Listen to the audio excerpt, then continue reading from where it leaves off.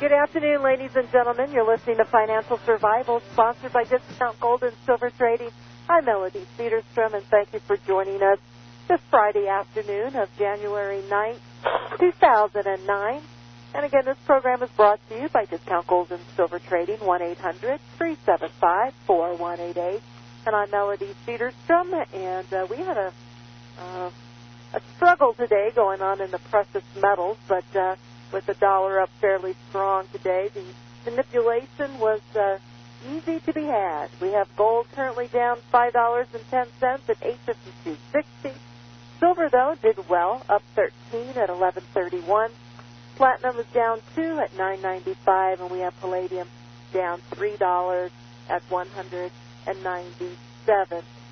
Folks, for your questions today on the for the hour for Robert Chapman, you can send them to Discount Gold and Silver at yahoo.com. Discount Gold and Silver at yahoo.com.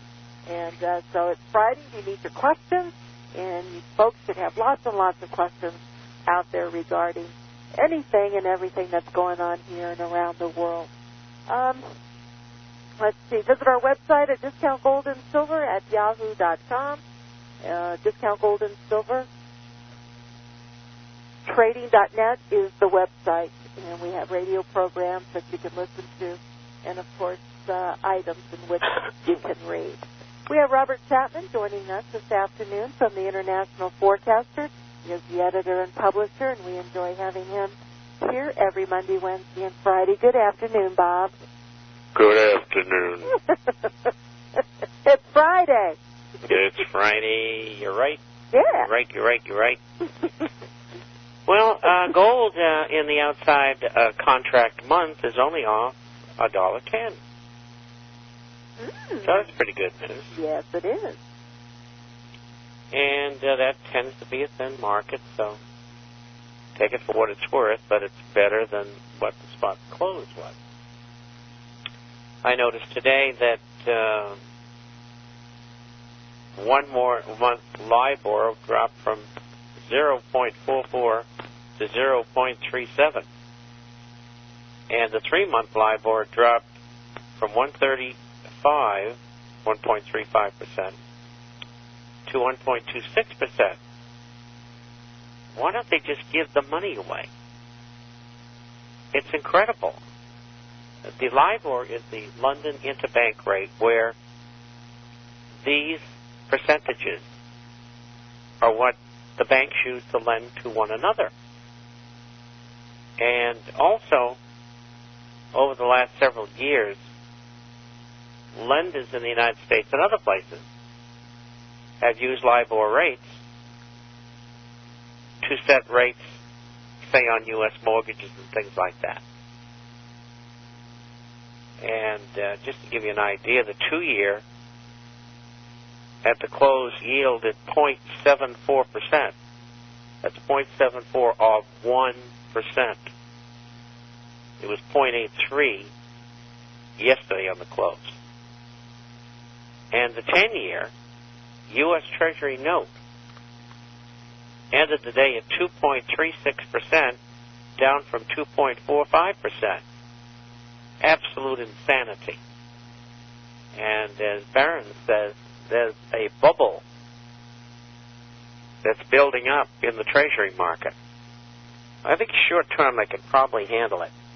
And that would be on the 1 month, 3 month, 6 month, 9 and 12-month bills.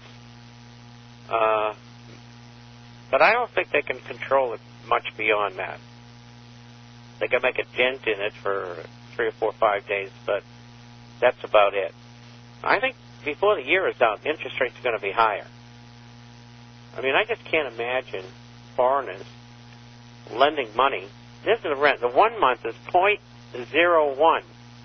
The 3 month is 0.06% interest. I mean, why would anybody want to do that? I mean, you have to have your head screwed on backwards. Especially when you go out and get Swiss franc government bonds, yielding anywhere from 0.5% to 1.25%. It doesn't matter how far you go out, because you can sell the bonds tomorrow morning at 8 o'clock, you know. And at least you've got the strongest currency in the world among major currencies, although I don't know that that says an awful lot today, but it's the best of the worst. And they do have 1,040 tons of gold that we actually know they've got. And if they wanted to reback their currency, they could do that. Now, why would anybody want to buy U.S. Treasury? I think the what do they call them? I can't think about the name. Investor protective. The 10-year notes that are investor protected via inflation, I think they're yielding around 2.5%. I mean, inflation's 11% right now, down from 13 5/8. In March and April, it's going to head right back up again.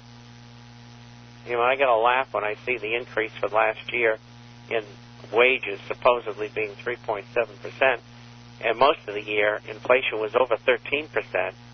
That's a pretty lousy deal for the average person.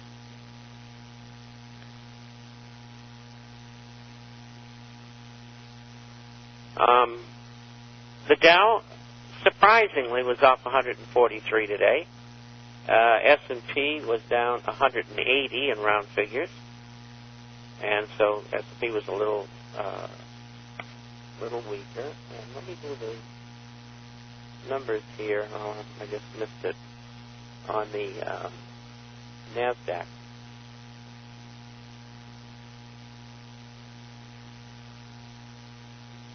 That was up 273 Dow points. So the market is probably a little bit weaker than what it looks. Gold is a little bit stronger than what it looks. They bopped oil for 102 today. Really surprised me. I didn't expect that. And I'm rather surprised the market's down the way it is, although the employment figures were dreadful, but they knew that a few days ago. And, you know, I think these scandals are having a lot to do with the participation in the market. I mean, I think people are getting it that the United States government's rigging the market. I think finally people outside of Wall Street are saying, gee, yeah, I believe that. They are doing something with the market. And then you've got this Madoff stealing $100 billion, not 50, 100. And, you know, the government knows what went on. They know who the players were. And they haven't done a thing. And this guy's sitting in his apartment in New York. Are they going to offer him a deal? Pardon me? Are they going to offer him a deal? Oh, I'm sure. You know, he'll end up, you know, going to a place like Danbury Federal Penitentiary, which is all women now, but that kind of place, which is a country club kind of atmosphere compared to other federal prisons. I know I had a friend of mine in Lompoc in California. He had a knockdown, drag-out fight with the IRS, and needless to say, he lost. And he's been a friend now for 40 years or more, 44 years actually. And they put him in with the regular prisoners and did everything they could to try to be able to penalize him and put him into solitary and things like that. That was Alan Stang. And Alan is a writer. He wrote for American Opinion, wrote a number of books. I'm trying to think of some of them right now. I can't offhand. I will as we go along. But Alan fought them and lost. Alan's doing a program in Republic Broadcasting, and he's a great guy. I used to do radio with him when he was doing it in Glendale, California, when I lived in Southern California. Did a lot of programs with him, and he's a real warrior. And one of the books was It's Very Simple, and but there were a number of others. And but the Madoffs of the world,